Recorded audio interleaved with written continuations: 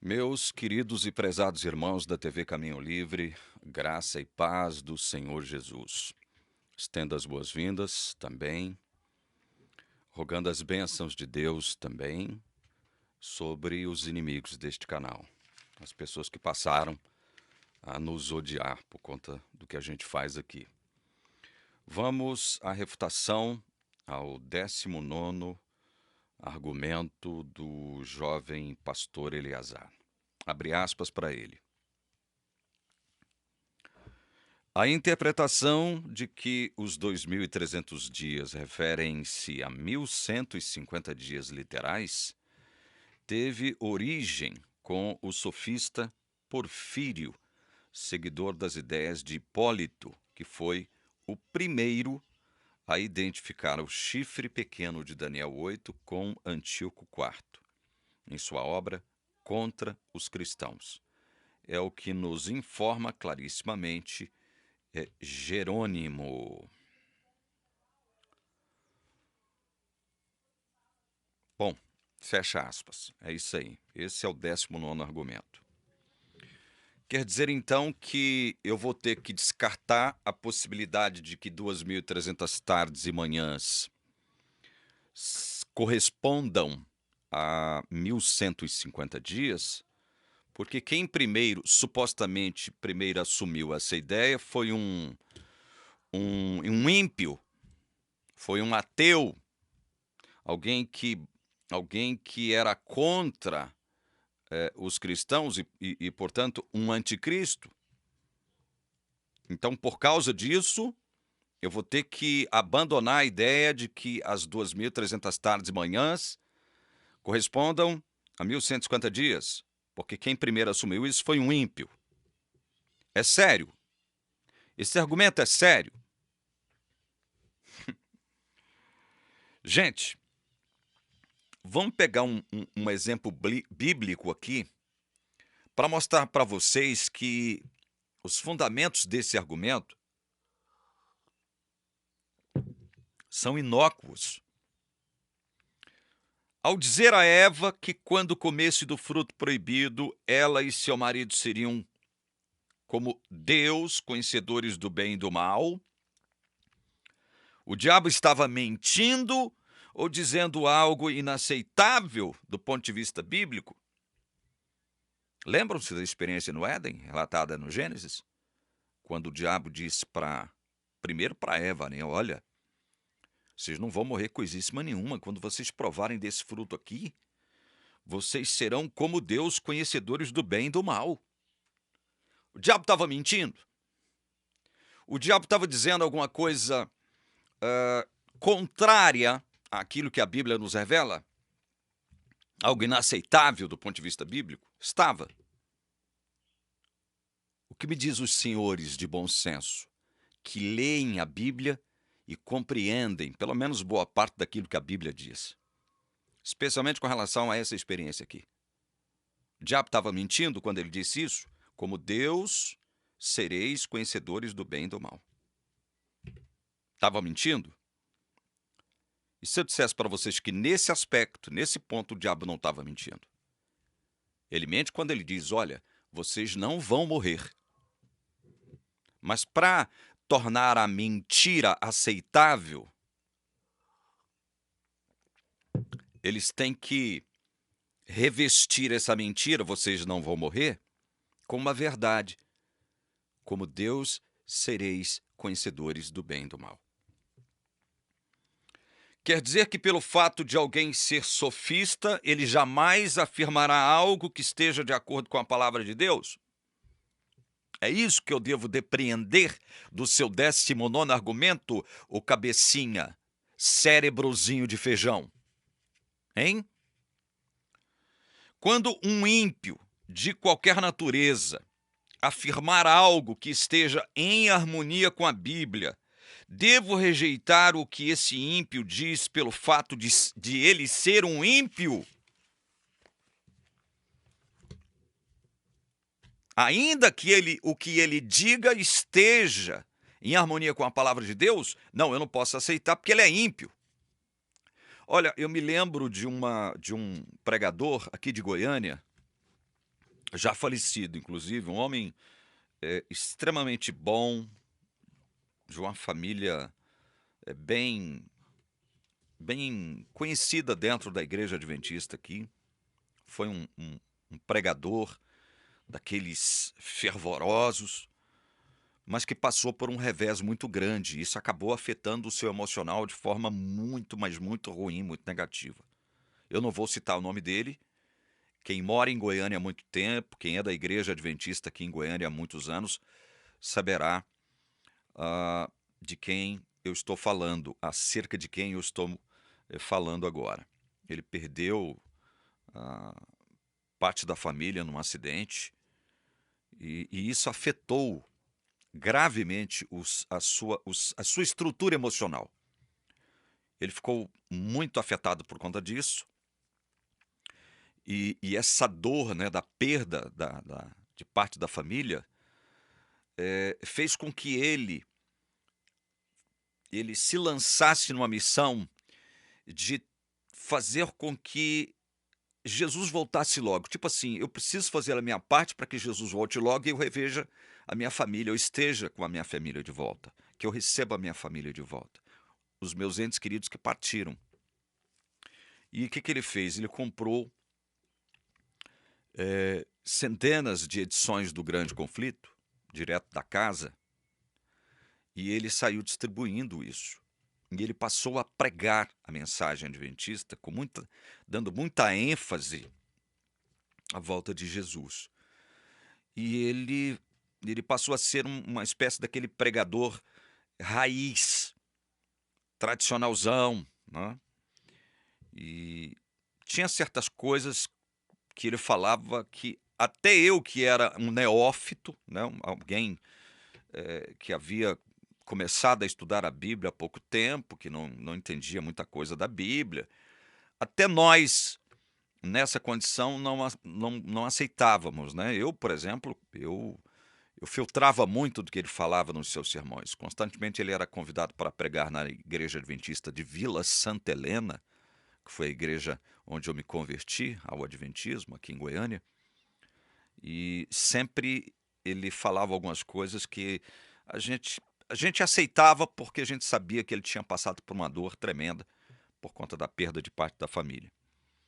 Por exemplo, ele chegou a dizer o seguinte: ele se vestia sempre, quando ele assumiu o púlpito, de terno e tal, amarrava o botão da camisa até aqui, mas não usava gravata. E ele mesmo nos disse o seguinte, que alguém uma vez o questionou, que ao subir o púlpito ele subia sem gravata, mas com o último botão aqui da gola amarrado e tal. Amarrado não, né? Nossa, amarra botões. Mas ele nos disse o seguinte, alguém questionou ele, por que você não usa gravata? Ele disse, não, porque a gravata foi criada por um ímpio. Um homem muito ímpio. Um homem muito ímpio criou a gravata e eu não uso gravata por conta disso. Quando ele disse isso, num púlpito lá da igreja de Santa Helena, eu fiquei pensando, meu Deus, quantas coisas boas foram criadas por ímpios. Né? Quantas coisas boas foram criadas por ímpios. E que a gente usa, e que a gente precisa usar, ou fazer uso, não é? Então quer dizer que se foi criado, uma coisa boa foi criada por um ímpio, alguém que não crê em Deus, eu não posso usar, porque foi criado por um ímpio? Esse argumento é destituído de sabedoria, de inteligência, de uma certa lógica, não é verdade? Por que eu estou me fazendo referência a essa pessoa? Não denegrindo a sua imagem, pelo contrário, sempre foi um homem bom, sempre teve o meu respeito. Juntamente com meu irmão Delício, que foi quem me levou para a igreja adventista, eu visitei esse senhor, esse irmão, muitas vezes. Ele morava aqui no centro de Goiânia, próximo a um parque muito famoso chamado Mutirama. Eu visitei várias vezes a casa dele e ele gostava de falar de profecias, né, para gente. E eu, juntamente com meu irmão Delício, a gente ficava escutando, às vezes por horas, esse irmão falar de profecias. Então, por que eu citei isso? Para mostrar que esse 19º argumento do jovem pastor Eleazar, ele é patético, mais um argumentozinho patético, infeliz, destituído de inteligência, de senso lógico. Bom, vamos a outros exemplos bíblicos de como esse argumento do pastor Eleazar, do menino pastor Eleazar, é destituído de inteligência e de sabedoria. Ao erigirem um altar com a inscrição, abre aspas, ao Deus desconhecido, fecha aspas, os ímpios atenienses estariam emitindo uma ideia falsa acerca do Deus verdadeiro? Vai lá em Atos 17, leia isso aí que eu estou citando para vocês. Então quer dizer que quando os atenienses que não eram cristãos erigem um altar e ali eles escrevem ao Deus desconhecido, ou seja, eles erigem esse altar e o dedicam ao Deus desconhecido, eles estariam emitindo uma ideia falsa acerca do Deus verdadeiro? Hein? Paulo rejeitou a verdade de tal inscrição pelo fato de os atenienses serem ímpios. Leiam Atos 17 que vocês vão ver. Quando alguns poetas atenienses disseram a respeito de Deus, abre aspas, porque dele também somos geração, fecha aspas. Paulo também recusou aceitar essa verdade porque os atenienses que a afirmaram não eram cristãos. Leiam Atos 17 e vocês vão obter a resposta para essa minha pergunta, essa segunda pergunta. Dele também somos geração. Dele quem? Deus. Os atenienses que não eram cristãos disseram isso acerca de Deus. Estavam mentindo? Estavam afirmando algo que nós não poderíamos aceitar? Pelo fato de serem ímpios? Não serem cristãos? Paulo recusou aceitar essa verdade? Essa inscrição ali naquele altar? Por último, dizemos o seguinte: o proponente deveria corrigir a informação inverídica de que Hipólito, que nasceu em 170 da nossa era, foi o primeiro a identificar o chifre pequeno de Daniel 8 com Antíoco IV. Seria mesmo Hipólito o primeiro a identificar o chifre pequeno de Daniel 8 com Antíoco IV? Seria ele o primeiro? O que dizer dos judeus macabeus, que viveram ali por volta do 2º século antes de Cristo? Eu perguntaria, os judeus macabeus que viveram ali no 2º século antes de Cristo, não identificaram, porventura, o chifre pequeno de Daniel 8 com Antíoco IV Epifânio? Responda essa pergunta, menino, pastor. Menino, pastor, pastor, menino. Olha, o seu argumento é um outro argumento sem fundamento. Não é porque uma pessoa seja ímpia que ela esteja isenta ou que ela não possa fazer nada de bom ou não possa dizer alguma coisa verdadeira. Não é pelo fato dela ser ímpia que ela sempre, o que sempre vai sair da boca dela não seja verdade. Alguns ímpios, Deus utiliza-se de alguns ímpios para nos ensinar muitas lições, vez ou outra, né? Não é verdade? Vez ou outra, isso acontece.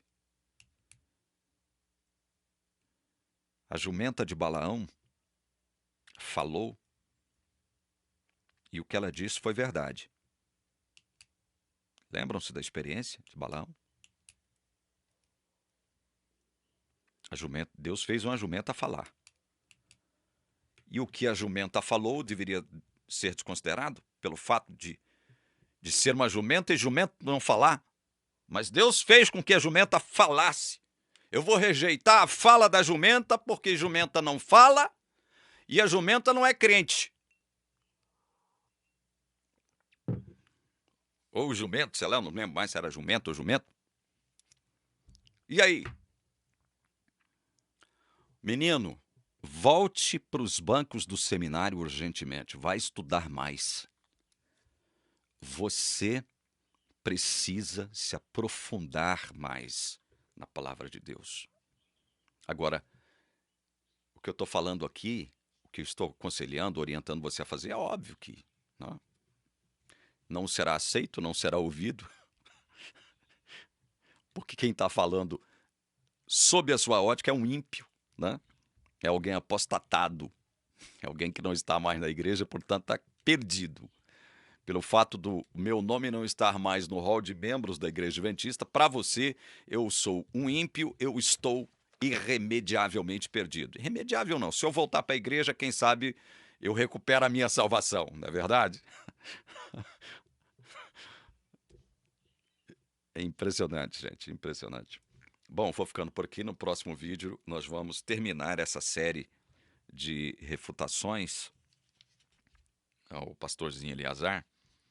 Eu vou dar um spoiler aqui, vou fazer uma chamada aqui do 20º e último argumento que ele caracterizou como irrefutável. Abre aspas para ele. Diz o verso 12, provavelmente do capítulo 8, né? Que o chifre pequeno deitou por terra a verdade. Antíoco não conseguiu deitar por terra a verdade. As tentativas que ele fez para isso foram infrutíferas, porque a perseguição redundou no fortalecimento da verdade, unindo os judeus contra a helenização do judaísmo. Fecha aspas. Antíoco não deitou por terra a verdade. Meu Deus, as tentativas que ele fez para isso foram infrutíferas. Jesus, misericórdia, Senhor, de onde esse homem saiu? É impressionante. Olha, eu não sei se isso aqui provém dele mesmo, né? Ou se ele está copiando esse argumento de alguém, de algum ilustre teólogo da Igreja Adventista. Bom, mas vamos deixar isso para o próximo vídeo. Vamos ficar por aqui. Rogando as bênçãos de Deus sobre você, meu irmão, que está me assistindo agora. Especialmente você que tem ódio de mim, que adquiriu um asco de mim. Eu nem sei por que tanta gente que me odeia ainda me assiste, né? Mas continuam me assistindo ainda, né? E olha, deixa eu abrir um parênteses aqui agora, não é com relação ao pastorzinho aí, mas tem um doido aqui que parece que tomou posse da sessão de comentários aqui da TV Caminho Livre, dizendo que Jesus não vai voltar, né? Em outras partes parece que ele deixa entender que Jesus já voltou, um negócio assim, eu fiz questão até de não ler muito para não me chatear muito. Gente, quem diz que Jesus não vai voltar provém do diabo, provém do Satanás. Está falando em nome de Satanás.